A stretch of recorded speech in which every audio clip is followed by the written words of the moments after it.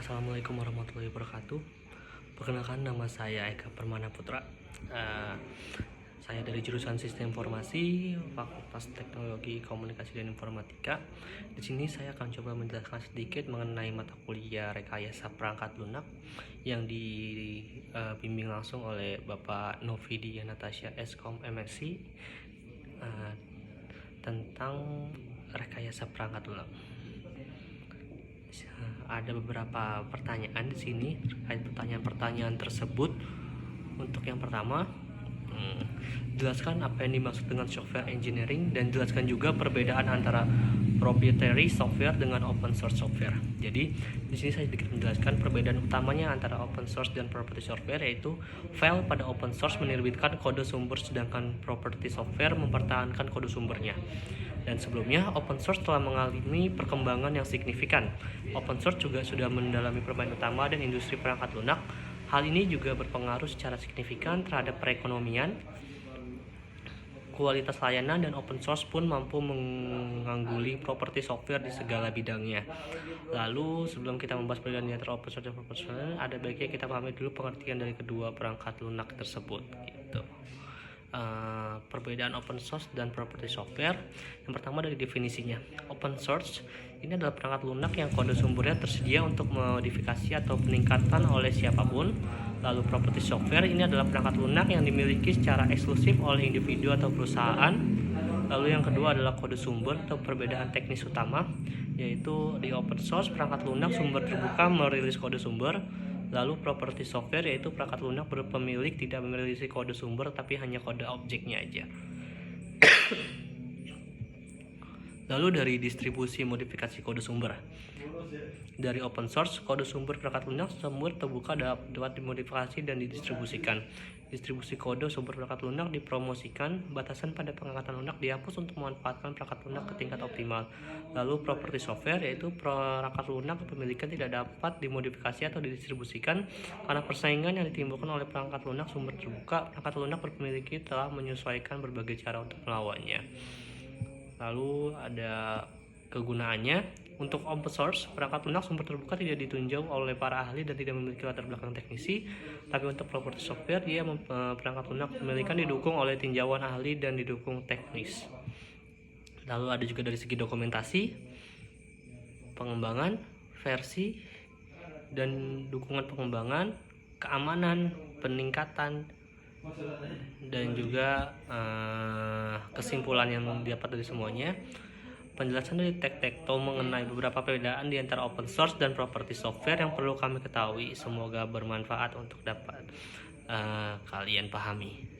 Lalu untuk soal yang kedua, fase rekayasa perangkat lunak terdiri dari 3 fase berikut ini. Berikan penjelasan masing-masing fase tersebut, dan pada fase pemeliharaan mengaplikasikan lagi langkah-langkah pada fase definisi dan fase pengembangan. Tetapi semua tergantung pada konteks perangkat lunak yang ada. Ada 4 tipe perubahan yang terjadi selama fase pengembangan dan jelaskan. Oke. Pengembangan SDLC. SDLC adalah kependekan dari System Development Life Cycle, atau dalam bahasa Indonesia disebut siklus hidup pengembangan sistem. Dan SDLC sendiri adalah siklus yang digunakan dalam pembuatan atau pengembangan sistem informasi yang bertujuan untuk menyelesaikan masalah secara efektif. Dalam pengertian lain, SDLC adalah tahapan kerja yang bertujuan untuk menghasilkan sistem berkualitas tinggi yang sesuai dengan keinginan pelanggan atau tujuan dibuatnya sistem tersebut. SDLC menjadikan kerangka yang berisi langkah-langkah yang harus dilakukan untuk memproses pengembangan suatu perangkat lunak, dan sistem ini berisi rencana lengkap untuk mengembangkan, memelihara, dan menggantikan perangkat lunak tertentu. SDLC digunakan untuk membangun suatu sistem informasi agar dapat berjalan sesuai dengan apa yang diharapkan. SDLC atau System Development Life Cycle, siklus hidup pengembangan dan sistem, atau System Life Cycle atau siklus hidup sistem dalam rekayasa sistem dan rekayasa perangkat lunak, adalah proses pembuatan dan pengubahan sistem serta model dan metodologi yang digunakan untuk mengembangkan sistem-sistem tersebut. Konsep ini umumnya merujuk pada sebuah sistem komputer atau informasi, dan SDLC juga merupakan pola yang diambil untuk mengembangkan sistem perangkat lunak yang terdiri dari tahap-tahap rencana atau planning, analisis atau analis, desain atau desain, implementasi, uji coba atau testing, dan juga pengelolaan atau maintenance. Dari fungsi SDLC itu sendiri, sangat sulit untuk membuat sebuah perangkat lunak tanpa perancangan yang maksimal. Seberapa teknis dan mengembangkan perangkat lunak terus dikembangkan hingga kini. Masih banyak perdebatan mengenai metode yang paling baik dan paling sesuai untuk segala tipe perangkat lunak. Meski demikian, ada perencanaan lebih baik daripada tidak ada perencanaan sama sekali. Dilihat dari berbagai sisi, SDLC memiliki banyak fungsi, antara lain sebagai sarana komunikasi antara tim pengembang dan juga pemegang kepentingan. SDLC juga berfungsi sebagai peranan dan tanggung jawab yang jelas antara pengembangan, desainer, analisis, bisnis, dan manajer proyek. Fungsi lain dari SDLC ialah dapat memberikan gambaran input dan output yang jelas dari satu tahap menuju tahap selanjutnya. Lalu sebutkan beberapa metode dalam pengembangan sistem. Metodologi pengembangan sistem adalah suatu proses pengembangan sistem yang formal dan presisi yang mendefinisikan serangkaian aktivitas, metode, best practice, dan tools yang terotomatisasi bagi para pengembang dan manajer proyek dalam rangka mengembangkan dan merawat sebagai keseluruhan sistem informasi atau softwarenya. Alasan perlunya metodologi pengembangan sistem adalah yang pertama menjamin adanya konsistensi proses, yang kedua dapat diterapkan dalam berbagai jenis proyek, dan yang ketiga mengurangi resiko kesalahan dan pengembangan jalan pintas. Adapun macam-macam metodologi pengembangan sistem, yang pertama metode System Development Lifecycle atau SDLC yang tadi sudah dijelaskan. Metode ini dapat mengembangkan sistem informasi yang pertama kali digunakan, makanya disebut dengan metode tradisional. Metode ini prototype adalah tahap-tahap pekerjaan yang dilakukan oleh analis sistem dan programmer dalam mengembangkan sistem informasi. Tahap-tahap SDLC itu sendiri melakukan survei dan menilai kelayakan proyek pengembangan sistem informasi, mempelajari dan menganalisis sistem informasi yang sedang berjalan, menentukan permintaan pemakai sistem informasi, memilih solusi atau pemecahan masalah yang paling baik, menentukan perangkat keras dan perangkat lunak komputer, merancang sistem informasi baru, dan masih banyak lagi yang lainnya. Lalu untuk kelebihannya mudah diaplikasikan dan memberikan template tentang metode analisis, desain, pengkodean, pengujian, dan juga pemeliharaan. Untuk kekurangannya, jarang sekali proyek real mengikuti aliran sequential yang dianjurkan model karena model ini bisa melakukan iterasi tidak langsung. Pelanggan sulit untuk menyatakan kebutuhan secara eksklusif sehingga sulit untuk mengakomodasi ketidakpastian pada saat awal proyek.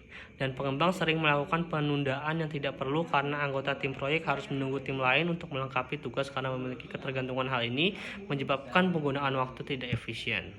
Lalu untuk soal yang terakhir, jelaskan perbedaan antara pengembangan sistem model prototyping dengan model spiral.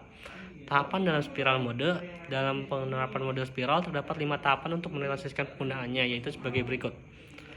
Yang pertama, tahapan liaison. Tahapan ini berhubungan dengan komunikasi antara pihak-pihak terlibat dalam pengembangan software seperti sistem analis dengan pelanggan atau user, dan tujuannya adalah memperbaiki dan mengembangkan software sesuai kebutuhan dan keinginan hingga memuaskan pelanggan. Lalu tahapan planning.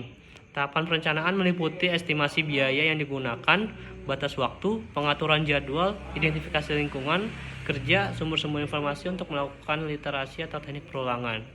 Lalu tahapan analisis resiko. Tahapan analisis resiko berfungsi untuk mengidentifikasi resiko yang berpotensi akan terjadi dan menghasilkan solusi alternatif secara teknis dan manajemen saat strategis mitigasi. Lalu tahapan rekayasa.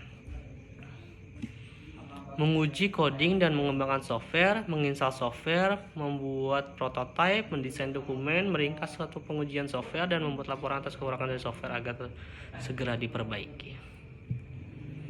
Mungkin sekian itu saja yang dapat saya sampaikan terkait materi-materi yang sudah disampaikan. Kurang lebihnya mohon maaf. Terima kasih. Wassalamualaikum warahmatullahi wabarakatuh.